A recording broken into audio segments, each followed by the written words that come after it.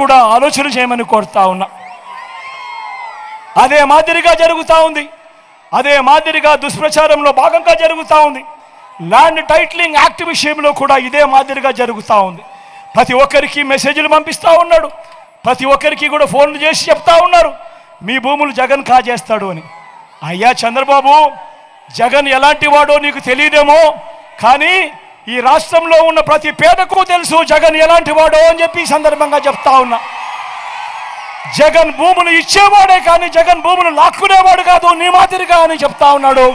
ఈరోజు అసలు land titling act అంటే ఏమో చంద్రబాబు నాయుడు గారికి తెలుసా అని అడుగుతా ఉన్నాడు మీ జగన్.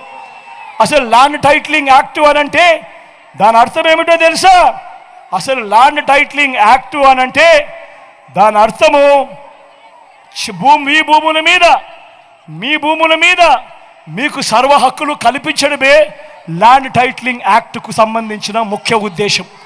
మీ భూములు 100 సంవత్సరాల కిందట సర్వే జరిగింది, బ్రిటిషర్లు ఉన్నప్పుడు సర్వే జరిగింది.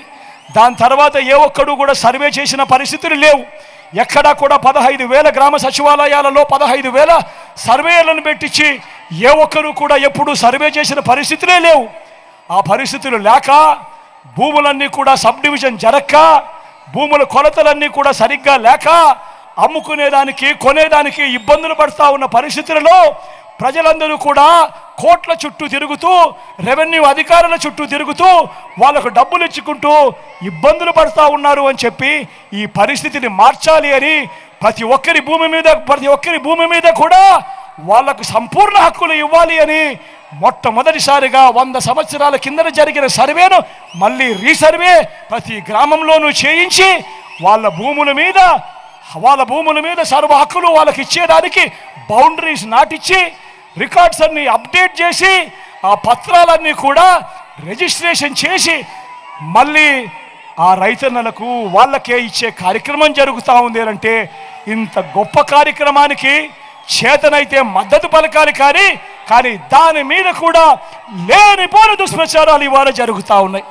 ప్రతి ఒక్కరిని కూడా ఆలోచన చేయమని కోరుతా ఉన్నా. అదే మాదిరిగా నిన్ననే ఈ పెద్ద మంచి చంద్రబాబు నాయుడు గారు మేనిఫెస్టో